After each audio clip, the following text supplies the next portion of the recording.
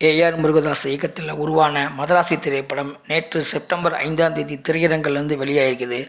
சிவகார்த்திகேயன், ருக்மணி வசந்த், வித்யூ ஜமால், பிஜி மேனன், விக்கிரகாந்த், ஷபீர் மேலும் உள்ளிட்டோர் பலர் நடிச்சிருக்கிறாங்க. அனிருத் இந்த படத்துக்கு இசையமைச்சிருக்கிறாப்புல.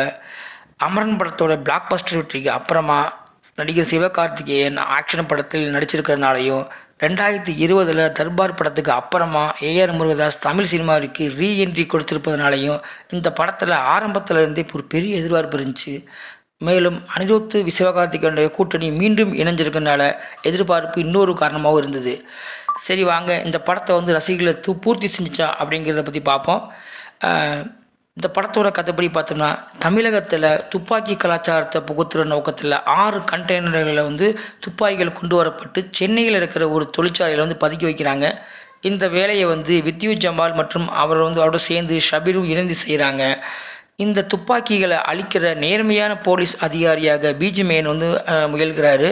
அதற்கு சிவகார்த்திகேயன் அவர் தேர்ந்தெடுத்திருக்காரு. இவர் அந்த தொழிற்சாலைக்கு சாதாரண தொழிலாளியாக சிவகார்த்திகேயன் உள்ளே போய் நுழைகிறாப்புல. காதல் தோல்வியில் இருக்கிற சிவகார்த்திகேயன் ஒரு மனநோயாளி அப்படிங்கிறது பின்னாடி தான் பிஜி மேனுக்கு தெரிய வருது. அதுக்கப்புறம் அது என்ன ஆணுச்சு, பதுக்கி வச்ச துப்பாக்கியில் அவர் அழிச்சாரா இல்லையா அப்படிங்கிறது தான் படத்தோட மீதி கதை. தமிழகத்தில் ஓடுற ஒரு துப்பாக்கி கலாச்சாரத்தை வேறு இருக்கிற ஒரு கதை. சமூக பேரழிவுகளை தொடர்ந்து தன்னோட படங்களில் முன்னெடுத்து வர்ற ஏஆர் முருகதாஸ் இந்த முறை துப்பாக்கி கலாச்சாரத்தை கையில் எடுத்திருக்கிறாரு. பரபரப்பான திருப்பம் நிறைந்த காட்சிகளாக படத்தை இயக்கி மீண்டும் தனது முத்திரையை ஆழமாக பதிச்சிருக்கிறாருன்னு சொல்லி நம்ம இயக்குனர் ஏஆர் முருகதாஸ் அவர்கள். படத்தில் அரங்கேற அத்தனை திருப்பங்களும் படத்தில் ஒரு மாஸ் ட்விஸ்டாக இருக்குது. இடைவேளை காட்சியில் சிவகார்த்திகேயன் ரசிகர்களுக்கு டபுள் ட்ரீட் கொடுத்துருக்கிறாருன்னே சொல்லலாம்.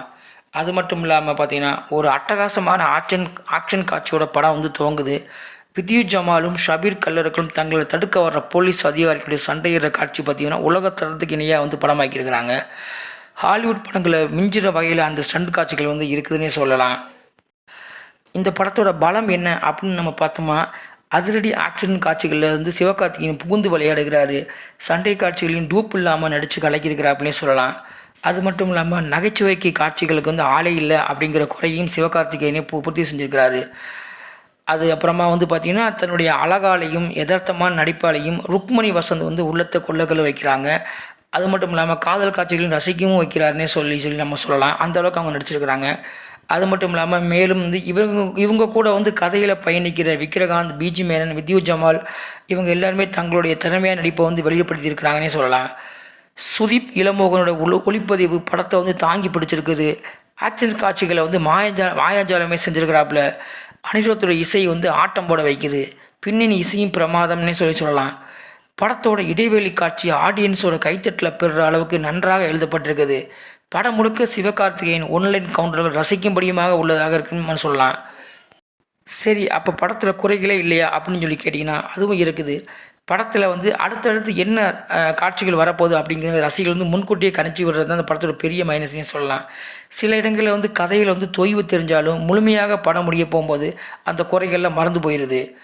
ஆனால் சிவகார்த்திகேயன் ருக்மணி வசந்த் காட்சிகளோட காதல் காட்சிகள் படத்தில் ஒட்டவே இல்லை. கஜினி டைப்பில் காதல் காட்சிகள் வைக்கிறேன் பேர் வழிங்கிற பேரில் எந்த ஒரு உயிரோட்டமும் இல்லாத காட்சிகளில் நம்ம ஏஆர் முருகதாஸ் எழுதியிருக்கிறாப்புல. படம் துவங்கிய முதல் அரை மணி நேரத்திலே 3 பாடல்கள் வச்சிருக்கிறது திரைக்கதையில் சரக்கே இல்லை அப்படிங்கிறத காட்டி விடுது. படத்தில் சில காட்சிகள் நம்ம யூகிக்க முடிஞ்சாலுமே பரபரப்பான திரைக்கதை அதை மறக்கடிச்சே விடுகிறது. வெறும் 4-5 நல்ல காட்சிகளை எழுதிவிட்டு அதற்காக அவசரமாக ஒரு திரைக்கதை எழுதி முடிச்சது மாதிரி இருக்குது. ஆரம்ப ஸ்டண்டு காட்சிகளிலும் இடைவேளை காட்சிகளிலும் கொடுத்த உழைப்பையும் புத்திசாலித்தனத்தையும் திரைக்கதையில் இவர் கொஞ்சம் போட்டிருந்தாரா இது இன்னொரு கஜினியாகவோ அல்லது துப்பாக்கியாகவோ அந்த படம் கொண்டாடப்பட்டிருக்கும்னு சொல்லலாம். மொத்தத்தில் மதராசி நம்பி செல்கிறவங்களை ஏமாற்ற மாட்டான். மேலும் இது போன்ற சினிமா தகவலுக்கு, சினிமா விமர்சனங்களுக்கு சகானா சூர்யா சேனலை சப்ஸ்கிரைப் செய்யவும்.